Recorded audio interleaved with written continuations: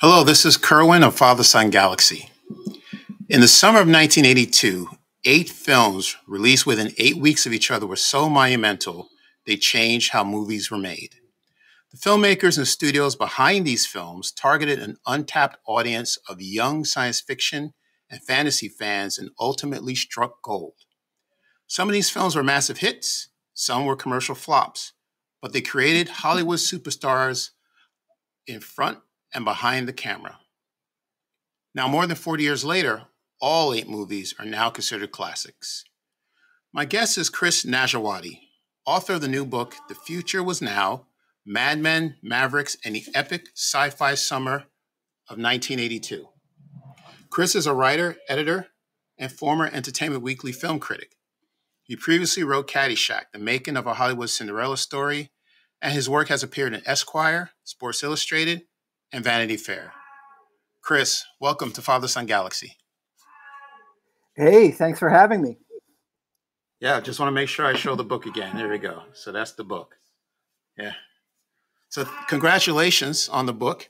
And, I've been waiting for someone to write a book like this about 1982.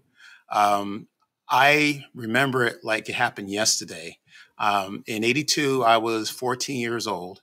And I took myself to the movies. I was living in Brooklyn. I took myself to a Brooklyn theater and I bought 2 tickets.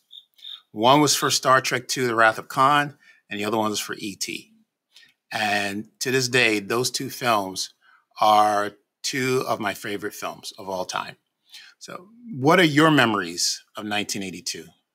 Well, I'm roughly the same age as you are, and I was 13 in the summer of 1982, and I was one of those kids who saw everything. It didn't matter what it was rated, and if you couldn't get in, you'd bug some older teenager to buy you a ticket, maybe slip them a $5 bill. And that was where I spent the summer of 1982. I spent it in a movie theater outside of Boston, Massachusetts, and seeing all of these movies. I think when I was 13, I'm going to guess, but I don't know. I'm going to guess that, like you, my favorite movie when I was 13 was E.T., but my favorites have changed as I've gotten older. Am I right in assuming that E.T. was the big movie for you in the summer of 82? Absolutely. I saw it 4 times that summer. Yeah, Yeah. exactly. Yeah. Yeah. It was peak Steven Spielberg. It was a great summer. And, I originally sort of about the book, I originally was writing about the anniversary of the day that The Thing and Blade Runner opened, because they opened up the same day. And strangely enough, both are considered like masterpieces and science fiction, sort of like, really prime examples of like the greatest of science fiction movies. And at the time, neither one did very well commercially or with critics. And so that really intrigued me. In the book, you don't go deeply into 1982 just yet. You start off by going back to 1977. And there were 2 films, one directed by George Lucas and the other by Steven Spielberg. Can you talk about these 2 films and how they influenced the movies of 1982? Yeah, the movies you're talking about are Star Wars, obviously, and Close Encounters. And obviously those are 2 science fiction movies that were huge box office hits, but more importantly, they sort of ushered in a decade in which those 2 filmmakers would be sort of the most important players in all of Hollywood. And what's interesting about Star Wars and Close Encounters is that I think the studios were a little surprised that both of those movies connected and were such, sort of pop culture phenomenons when they came out. I think until then, science fiction was sort of regarded as like this nerdy subgenre, and it was easily dismissed. And I don't think that the studios really realized that there was a ton of really rabid fans of that genre who were willing to see movies, 2, 3, 4, 5 times. And therefore, they could make a lot of money from them. And I think Star Wars specifically really made the studios aware that this genre was one that they needed to really sort of explore a little more. And so from the moment that Star Wars became a huge box office hit, all of the studios in town immediately sort of raced to get the next science fiction movie out there. And with movies, you know, they take a long time to make. So it's not surprising that 5 years to the summer after Star Wars, this flood of movies trying to strike the same chord. Yeah. What I like to do is talk about all 8 films, and I want to talk about them in the order of their release. So let's start with Conan the Barbarian. So that was released by Universal Pictures May 14th, 1982. And to me, that film, I think the biggest contribution that film has made is that it created a superstar, a mega super action star out of Arnold Schwarzenegger. So we know the story, or maybe people don't know that Arnold was a bodybuilder before he became an actor, and that the story that you told about John Mulius, you know, I've seen some of his films, but I didn't know much about the man. But you did go into talking about John Mulius, and you described him as a man who seemed to model every waking hour of his life on Conan's macho, take no prisoners philosophy. Um, and it seems that Mulius enjoyed convincing a naive Arnold Schwarzenegger to do his own stunts. Yeah. And he would say something to Arnold like, well, you know, I would never let you do anything that I wouldn't do myself. Right. Can you tell us about the stunt that involved a pack of wolves that almost Yeah. went wrong? Yeah. Well, it did go wrong. So Arnold Schwarzenegger was, you know, he really, just to backtrack a little bit. So he was obviously, as you mentioned, you know, a big star in the world of bodybuilding, but that was still a very sort of small you know, like weird subculture. And this documentary that was made about bodybuilding called Pumping Iron came out in the late 70s. And Arnold is really just this force of nature in it. He's so charismatic. And the man who produced Conan the Barbarian saw him in the movie and immediately thought, okay, this guy's a movie star. We have to get him into something. So it was eventually decided that this something would be Conan the Barbarian, which seems like a movie that didn't really require a ton of acting. You just needed someone who looked the part, could do all the physical stuff. And as a barbarian, he didn't need to have like the Shakespearean sort of, you know, diction and elocution and all of that stuff. So it was really the perfect coming out movie for him. On the set, you know, Milius is a real larger than life character. There was one point, I'll get to the wolves in a second, but there was one point where Schwarzenegger got nicked in the jugular with a sword, and you know, he was really badly hurt, and Milius came over to him, showing like no sympathy whatsoever, and said, "Pain is temporary, film is forever," and that's the kind of figure we're dealing with here. But in terms of the wolves, you know, there's a scene in the movie where Schwarzenegger gets chased by these wolves, and so they basically gave him this rucksack with raw meat in it to sort of get the wolves, you know, all excited to chase him. And he didn't get quite the head start that he should have. Milius didn't give him enough time, so the wolves caught up with him, and they attacked him, and he fell backwards down this rocky sort of surface and landed in a thorn bush and wrecked his back. And, you know, Schwarzenegger, as a bodybuilder, he, you know, it's that whole philosophy of no pain, no gain. He was someone who was used to sort of feeling that if you hurt yourself or you pushed your body to the point where it really ached, then you were doing something right. So the two of them really found the perfect partner on this movie. But, you know, Schwarzenegger is an incredible story. Him and Stallone obviously became the biggest box office stars of the decade.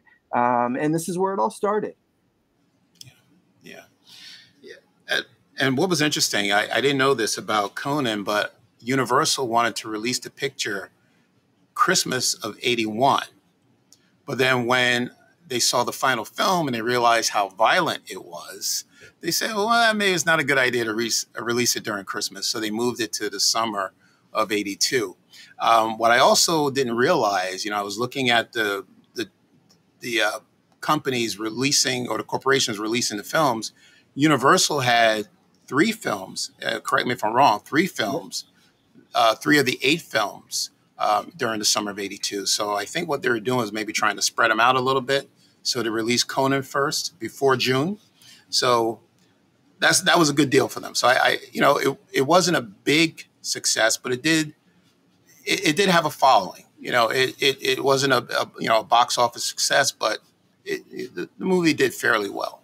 Yeah, no, that's right. And Universal really is the studio that was the biggest player in the summer of 1982. You mentioned they had 3 films, and they did. One of them, the last one I think to come out was The Thing, and that was not a hit. But fortunately, the one that came out in the middle was the biggest blockbuster of all time at that point. Yeah. E.T. So they really, they did spread out their bets. Some of those bets really paid off well, and the ones that didn't pay off, it didn't hurt them too bad because they had such a huge jackpot with E.T. Yeah. We'll talk more about those 2 films. Can't wait to get to those. All right, but the next film is The Road Warrior, which was released by Warner Brothers May 21st, 1982. Now, this was released internationally, I believe, the year before, but it came out in '82, and it was called The Road Warrior. Well, overseas, it was called Mad Max 2. But then when they released it in the United States, it called the Road Warrior because maybe the fans of the moviegoers of the United States had no idea who Mad Max was. So they changed the name to The Road Warrior. But you have a fascinating story that you tell about George Miller. Can you talk about what he did for a living and how was he inspired to create the character of Max Rokitansky? Yeah. I mean, George Miller, obviously, the world knows him because he's still making Mad Max movies, and he's making good Mad Max movies. Fury Road is really terrific. I didn't love Furiosa, but he's still doing it. He's really still staging these crazy action scenes. And back in the late '70s, before he made the original Mad Max, George Miller was an ER doctor in Australia. And when he was working his rounds in the hospital, there would be a lot of trauma cases that came into the ER involving road accidents. Because, Australia is, apart from the cities, is it's very wide open country connected by highways, and there are no speed limits. And people, it's not a gun culture like the United States is. And people, or Miller says that people really almost use their cars to get out the aggressions that they have. And so there were a lot of car accidents, and he saw a lot of those firsthand. Now, coupled with that, is in the '70s, you've got this worldwide oil crisis. And, I don't know if you remember, I do remember that there were lines around, blocks to get gas. And there was rationing so that, like, if your license plate ended in an odd number, you could go on Monday, Wednesday, Fridays to get gas. If it ended in an even number, you could go on Tuesday, Thursday, Saturday. You know what I mean? It was really, the world felt this pinch. And I think that George Miller sort of took that one step further, and he thought to himself, what sort of lawless chaos would the world break out into if gas was even harder to come by than that? Because I think during the oil crisis in Australia, he said that he had seen people waiting online, and if someone cut in line, it would get physical. People would turn into mobs, and he could see the wheels in his head started spinning. What would the worst case scenario of this be? And I think that really gave him the inspiration for Mad Max. Now, as you mentioned, Mad Max was not a hit in the United States, the first one.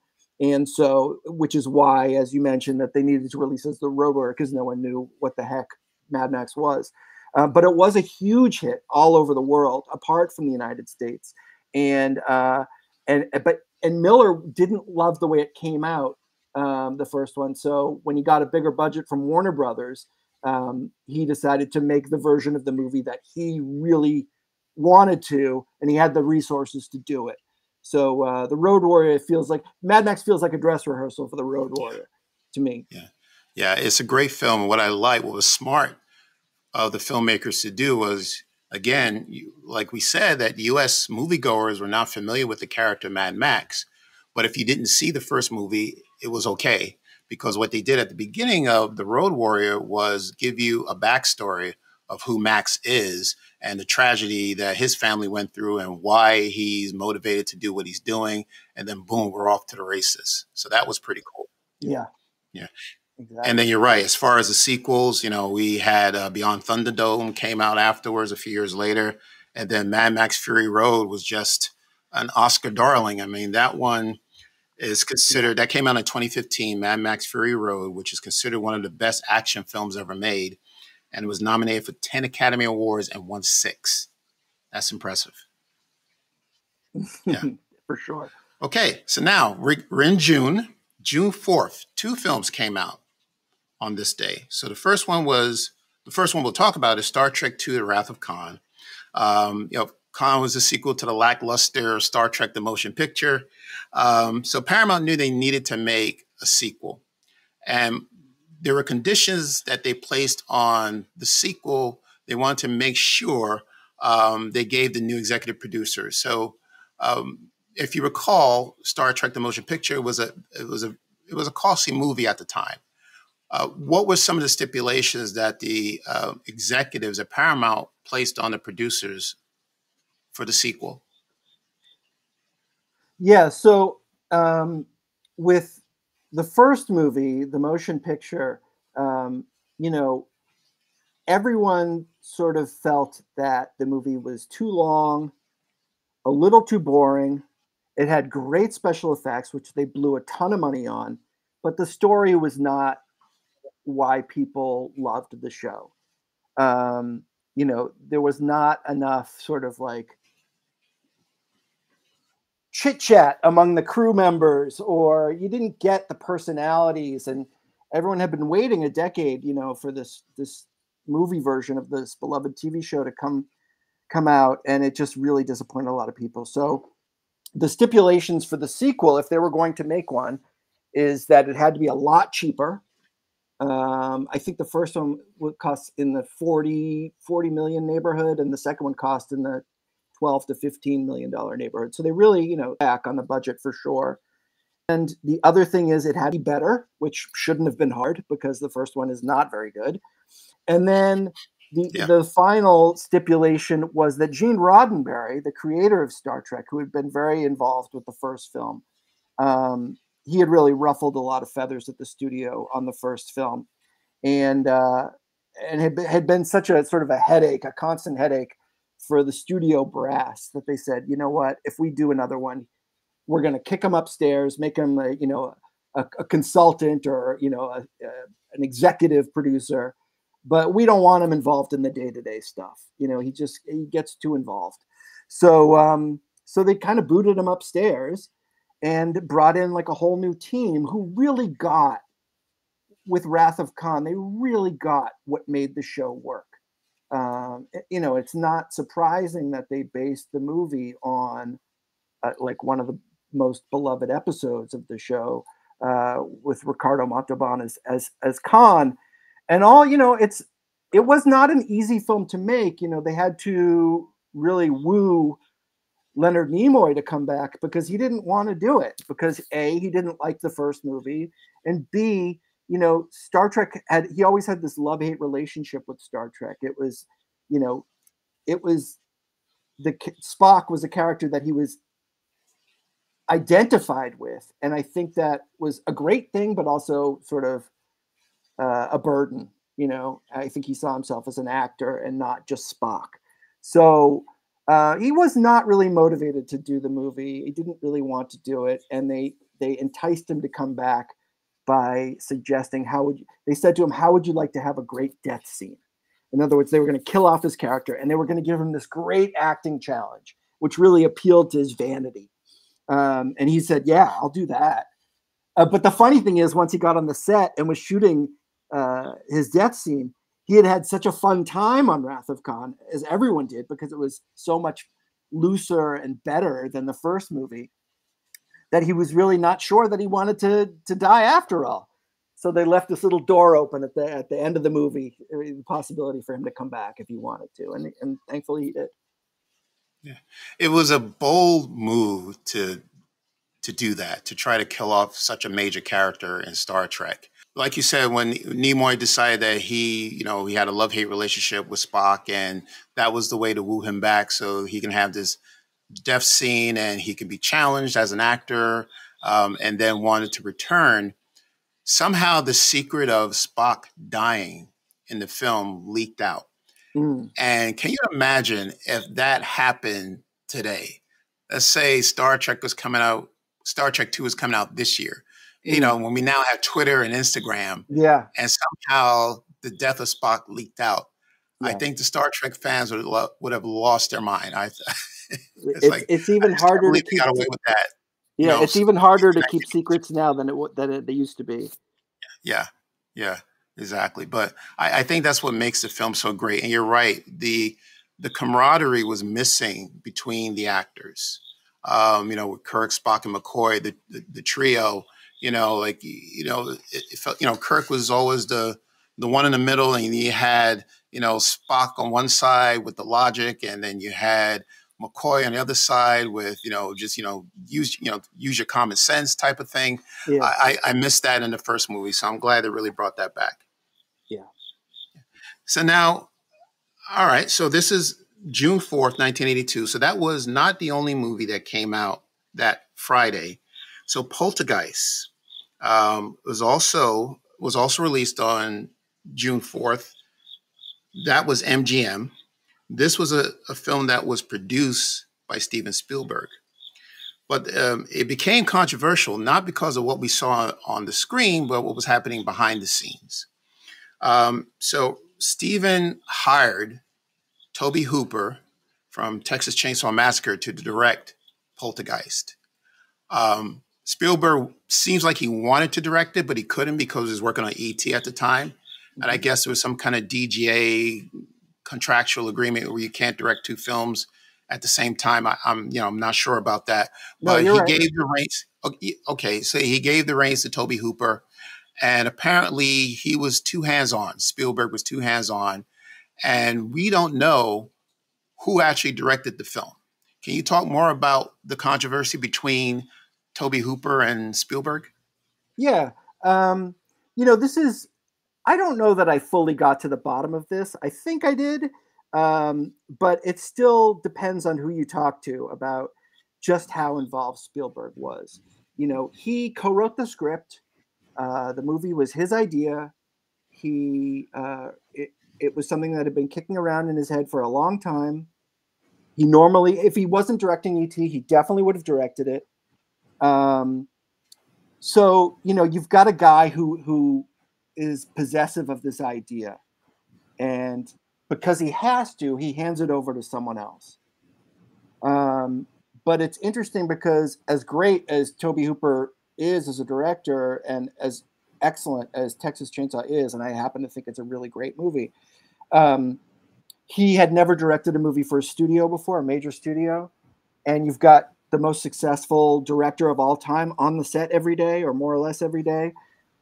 So when Steven Spielberg is on the set and he says to you, hey, you might want to set up the camera here or there, you know what I mean? You'd be a fool not to listen, right? So I think that it was a combination of Spielberg being a very hands-on producer who maybe overstepped his bounds, and Tobe Hooper being maybe a little bit unsure as a director, playing in the big leagues for the first time. So he was a little bit deferential to Spielberg. So that combination, I think, led to a lot of people who were in the movie and worked on the movie saying, Spielberg's really calling the shots here. And that's fine. The movie came out great. I don't think anyone would argue that the finished product suffered in any way. But I think that they might say that, you know, Spielberg was a little bit, he tried to claim a little too much credit for the movie, and it ended up backfiring on him because in the trailer, for example, produced by Steven Spielberg credit is like in a much bigger type size than directed by Tobe Hooper. And that's you can't do that according to the Directors Guild rules. That's a no-no. And there were other areas, like he came out in interviews and said that, you know, he hinted that he was more involved with sort of calling the shots on the set than he probably should have said. And he ended up having to apologize publicly by taking out an ad in the trade papers in Hollywood because there was a dispute through the Guild. And, you know, Spielberg got rapped on the knuckles. You know, he got called to the principal's office and basically told you can't do that. And I had to pay a fine, had to put in this ad. But, you know, I think Spielberg definitely had a hand in directing the movie, but I don't want to overstate it because I think there's a lot of Tobe Hooper in the movie too. You know, it's interesting. You know, Spielberg, of course, is one of the greatest directors of all time. So he went on and directed decades later, you know, all kinds of classic films. But as far as Tobe Hooper, I don't know what happened to his career. Do you think he was hurt by this controversy? You know, it's interesting. I don't know. Tobe Hooper was more comfortable sort of working in the world of independent cinema. I think he probably felt that that's where he could make the movies he wanted to make. But I do think that there's some truth to the fact that, like, you know, on his first big studio movie, he had sort of an unpleasant experience on Poltergeist and didn't have the authority that he, you know, was used to. And so to me, it's not surprising that he returned to his roots and sort of made, you know, scary movies under the radar. Yeah, now I had to go back and research this because I didn't remember at the time. These two films, Star Trek II and Poltergeist, were released on the same day, but who won the box office? So apparently, The Wrath of Khan won the box office, taking in $14,347,221 at the time, the largest box office opening in history. Of course, the film is considered by fans as the best Star Trek film to date and is credited with saving the franchise, which continues today, as we know. Yeah, very well. Let's move on. All right. The next week, June 11th, 1982, we see the release of another Universal picture, E.T. the Extra-Terrestrial. So Spielberg originally pitched the idea of a horror film to Columbia Pictures. When he decided that he wanted to make a lighter and hopeful film, he went back and gave a script. I think he had a copy of a draft that he gave to the Columbia head of Columbia at the time. And Columbia said, well, we can't make this. This is not what we were expecting. This is more of a Disney film. So Spielberg said, okay, well, if you don't do it, I'm going to go to Universal. And he pitched the idea to Universal, and then the rest is history. Now, he was looking for a screenwriter, and he found it in Melissa Matheson. Can you tell us who is Melissa Matheson, and why did Spielberg think that she was the one that needed to write this script? Yeah. Before I do that, let me just backtrack for 1 second, because it's interesting. You mentioned the whole thing about Columbia passing on the movie. And what I find interesting about that is, you know, they dismissed it as like a wimpy Disney movie, like you said. But in selling the movie to Universal, they retained 5% of the box office grosses of E.T. And what's interesting to me is that Columbia made more money on just the 5% of E.T. than they did on any of their own movies that summer. So yeah, and Spielberg put it in his contract, you know, afterwards, that like he didn't have to work with that executive from Columbia anymore. This guy named Frank Price, who said he didn't want E.T. and, you know, it wasn't long in that job afterwards. Melissa Matheson she wrote a screenplay. She was a screenwriter. She wrote a screenplay for a movie called The Black Stallion, which Spielberg really liked, but he didn't know who she was.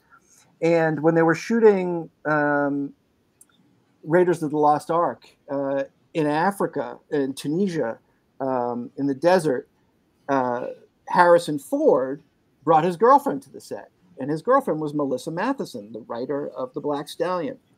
Now, it took a while for Spielberg to put together 2 and 2 to realize that Melissa Matheson was that Melissa Matheson who wrote this movie he really liked, The Black Stallion. But, you know, Spielberg at the time, you know, he wasn't married, he didn't have kids, he was off in Africa making this movie, and he was really lonely. And so he spent a lot of time, you know, during the making of Raiders of the Lost Ark, talking to Harrison Ford and his girlfriend, spending a lot of times over dinner. And he noticed that she had this calm and real emotional intelligence that, you know, like a male screenwriter wouldn't have. And so he said to her, when he found out that she wrote The Black Stallion, he needed someone to work on E.T. while he was making Raiders. And he said, will you take a crack at this script? And she, you know, put him off for a while. And eventually Spielberg said to Harrison Ford, see what you can do. And, you know, try to convince her. And he did. And so she went off and wrote it. And Spielberg says, you know, it was one of the greatest first draft screenplays he'd ever read. I mean, he didn't really need to change a word of it. And she really, you know, it's a terrific screenplay. And she really just understood these suburban kids from a broken home, you know, looking for some sense of connection, which is really what E.T. is all about. And, you know, she really brought the whole thing to life. Yeah. You know, and we know E.T. was a commercial success. It was a smash hit. It spent 16 weeks at #1 in 1982, and it surpassed Star Wars as the highest grossing film of all time. It was nominated for 9 Academy Awards. It won 4, and it is considered one of the greatest films ever made. I didn't grow up in the suburbs, but I still connected with the film because, you know, I didn't grow up in a broken home, but I can understand a child who would have grew up without a father or a mother, and feel that sense of loneliness and needed to figure out, you know, where do they fit in? You know, like, you know, who am I supposed to be? What am I supposed to do? Especially kids at that young age, you know, need friends, you know, and need companionship. And, you know, his father, Elliot's father, was not there for him. So that's how I connected with the film. And I thought it had a very great emotional core. What do you think made the film so successful? Well, I think you hit on a big part of it. I mean, I think that it is, you know, Spielberg thought that he was telling a very personal story with E.T., that this was his childhood because he, you know, his dad, he lived with his mom and his parents divorced. But I think he didn't quite realize until the movie connected with audiences just how universal that feeling is. And every kid goes through some sense of loneliness and wanting a friend, and maybe creating an imaginary friend, or, you know, just wishing that you had that friend. And, you know, his genius was turning that friend into, you know, this alien. And I think, you know, in addition to that being sort of a universal theme for kids and anyone who had been a kid, there was also in the early 80s, at least in the United States, this sense of optimism and hope, or at least that people wanted that, because Reagan had just come into office sort of running on those themes. And, you know, the country was trying to get out of the hangover of Vietnam, the hangover of Watergate. You know, people wanted enough with this, you know, negativity. Let's have something positive.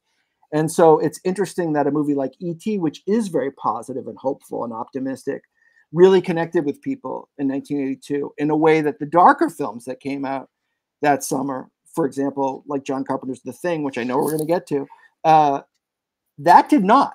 You know, I think it was a little too cynical, a little too dark, a little too ambiguous to really connect with what people wanted at the time. And Carpenter even said, I don't want to steal your thunder for the Thing, but I do.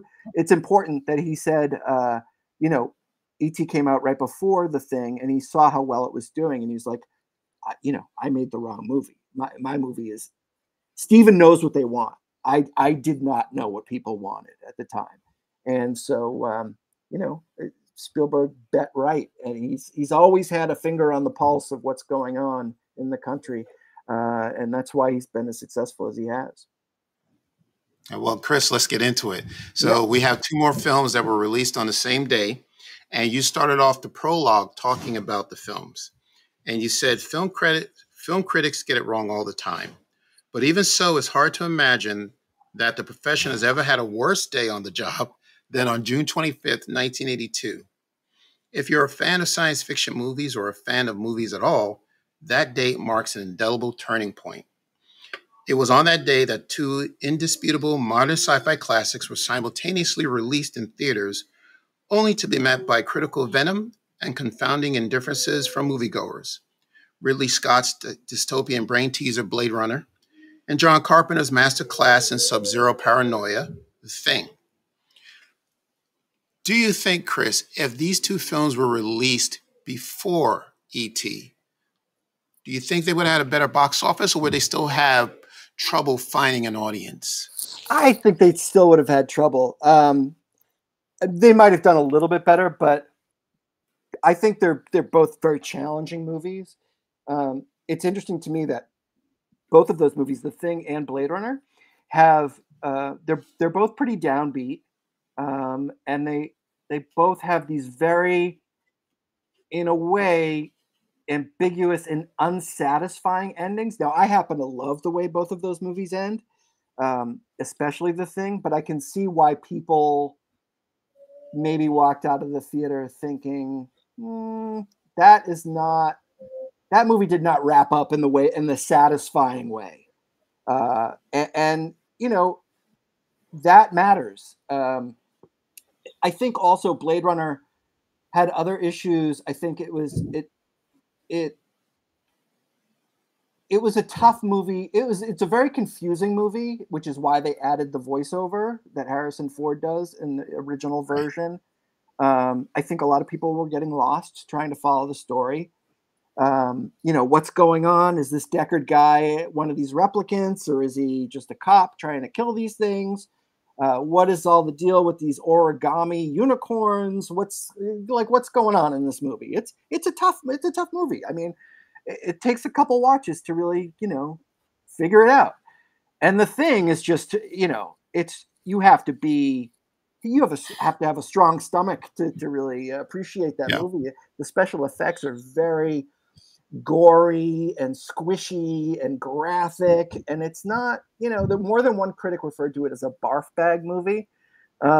It's a tough sit, you know. It's again, I love that movie. It's probably my favorite of the 8 movies now, at this age where I am now. But you know, it's not an up with people, ET phone home sort of, you know, let's go out and buy a pack of Reese's Pieces kind of movie. Yeah. Well, I don't know. Hindsight is 2020. Now, again, I did say Universal Pictures had 3 films to release that summer. So that was E.T., The Thing, and Conan. But I'm wondering, you know, if I were the executive at the time, I think The Thing would have been better off being a fall film, like maybe being released on Halloween, because it is a horror movie. Yeah. So I'm kind of baffled as to why they wanted to release it just 2 weeks after E.T. Was Universal caught off guard with how successful E.T. was going to be? I mean, I don't think anyone I think they expected it to be big. I don't think anyone expected it to be the biggest box office movie of all time. And in terms of releasing The Thing at Halloween, I think you're right on the money. In fact, when E.T. came out and started doing really well, John Carpenter made the same argument to Universal. He said, look, this is not necessarily the movie that people want right now, as evidenced by what's going on with E.T. Like, maybe we should hold this movie back until Halloween. Yeah. Which would have made sense coming from the director of Halloween. You know what I mean? Like, you could bill it that way. And I think he knew, you know, this was a horror movie. It was as much a horror movie as a science fiction movie. Like, maybe this is not the right time for it. But Universal was you know, determined to release it then. You know, it's possible that they had their fall movies already mapped out. I do know that, like, picking the right date to release movies was not quite the science in 1982 that it is now. I think now we have all these, statistics that tell us, who exactly is going to turn out on opening day and how much money it's going to make and blah, blah, blah. You can predict all that stuff just based on the past. But that was like really, that was seen as like, some weird form of magic back then. You know what I mean? Like no one really got all that stuff back then. And so I think that they didn't quite think it through enough. But I agree with you 100%. I think it would have been a perfect Halloween movie and would have probably done a lot better. Just so you understand the dominance of E.T., so the domestic box office for that weekend, June 25th, Blade Runner came in number 2 with $6.1 million. The Thing came in at number 8, debuted at number 8 with only $3.1 million. Of course, the number 1 movie that weekend was E.T., which made $13.4 million, twice as much as the second movie, Blade Runner. So it was... And it was not even in its first week. It was like already a month old at that point. Exactly. Yeah. Yeah. Okay. Well, our last film is Tron, released by Walt Disney Pictures, July 9th, 1982. And I have to tell you, to be honest with you, of the 8 films, Tron is my least favorite. And I think it's because, well, it is groundbreaking for its time, the computer graphics, computer animation, but I had a very difficult time following the story. Yeah.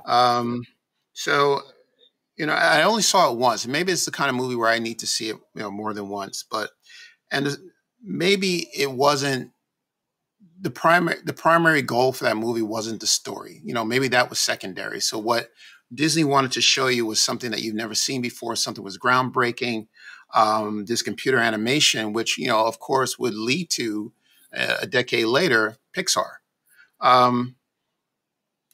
Tell me about Tron. If you've seen it, I'm sure you've seen it. What do you think of the movie? I agree with you. It's probably my least favorite of the 8. But I admire it more than I like it. You know what I mean? I understand what it represents. And I think it's an important part of the story in the sense that it points to the future. And it also sort of shows you how willing the studios were to take big swings and big risks at the time. That's not something that you see a lot coming from the studios these days. So I can appreciate that. Tron, it was revolutionary in terms of its look and about, the way it was made. I don't know that you need to watch it again necessarily. It's cool, but it's kind of cooler in theory than it is actually just sitting and watching it. I don't love it, but it's got a good story because at the time, Disney, Walt Disney Studio, was really in bad shape. They had been, the leading force in animation and really in Hollywood throughout the 40s and 50s, and making all these like really beloved animated movies. And by the time Walt Disney died in 1966, and so by the time you get to the summer of 1982, Disney is really sort of the studio that time forgot. And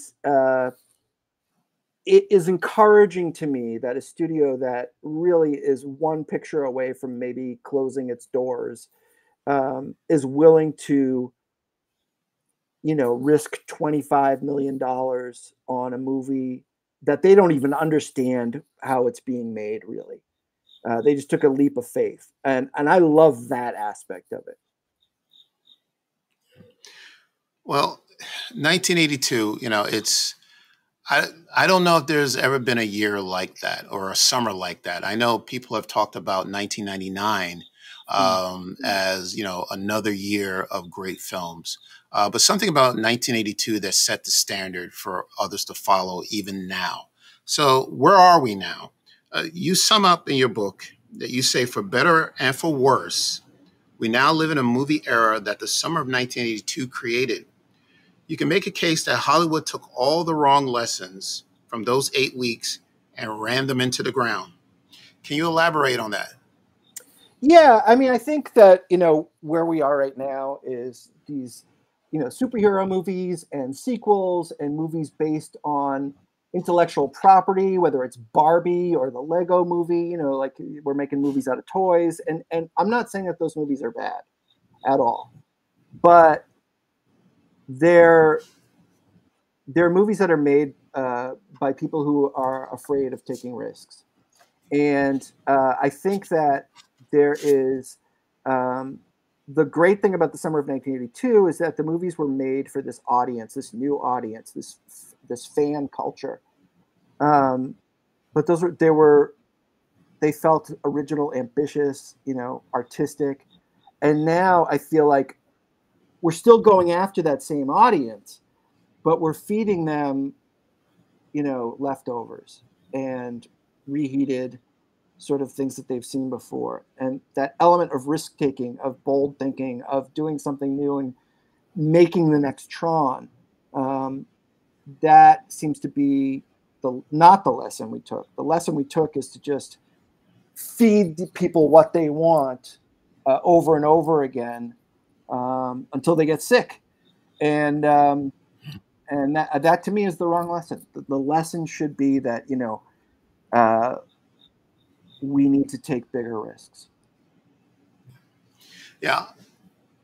I'm a big fan of Star Wars and Marvel. Of course, this is what our podcast is about, Star Wars and Marvel.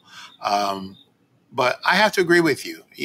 We're getting sequels, really. We're not getting original stories. It's still based on an IP that already exists. Now, I enjoy the films. I'll go and see the next Marvel movie or the next Star Wars movie. But as far as originality goes, it's not there. It's not quite there. I understand that. And what's interesting, you don't see that stopping anytime soon, because I recall Bob Iger mentioned that he wanted to go back to creating sequels because he knows sequels are safer and there's an audience for it and you can make more money off a sequel. So at least in Bob Iger purposes, for summer films, blockbuster films, he's not looking for originality. He's just looking for a formula that works and that, can earn money for the company. Yeah, it's a little depressing. I think that I was kind of hopeful that maybe we were reaching, the end of, this nonstop barrage of superhero movies. But then Deadpool goes off and makes a ton of money, and I have a feeling that that bought more life for superhero movies. But I think that's right, and I think that it's really short-sighted to think that way. I think that I'm not going to say that the movie studios used to be run by people who were artists first. They weren't. They were always businessmen.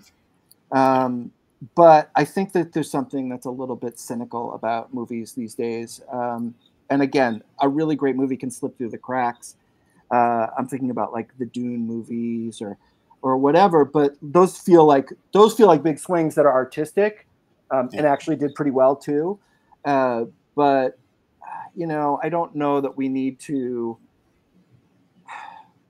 I don't know. I look at The Mandalorian, for example, and I love Star Wars, but you can't deny that we got a ton of Star Wars bunched together really quickly, as soon as Disney got a hold of it.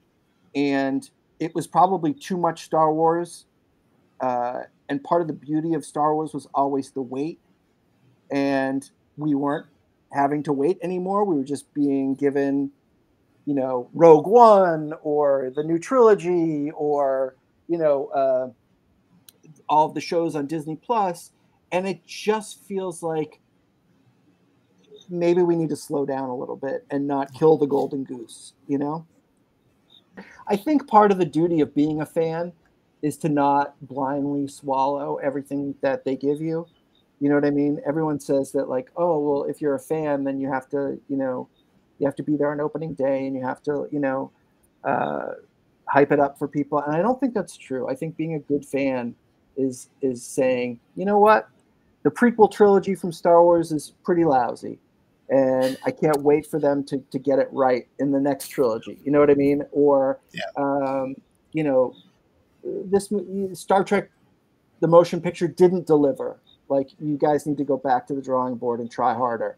And you know, I think that we need to not just uh, eat whatever they give us. We need to be a little bit more discerning than that, even if you're a fan. So um, that's you know, that's what I think is missing right now. But it sounds like you're keeping that alive on this pod. Yes, yes. Uh, I love your book, Chris. Again, I was waiting for someone to come out with it, and I'm glad it was you. I read it 3 times. I've listened to the audiobook twice. Wow. Um, so yeah, this is, this means a lot to me because it just 1982 to me means uh, innocence, fun, enjoyment. So that's the reason why I'll always come back to these films, and two of them, like I said, are two of my favorites. So I will never Mhm. forget about 1982. And thank you for this book. I can, you know, always go back to it. So thank you again. I appreciate that. That's very nice of you to say. Yeah, this was truly an honor to interview you. Where can people find you, Chris? Well, I am on Twitter at Chris Nashawaty, and they can find the book at any of your local or Amazon bookstores. And I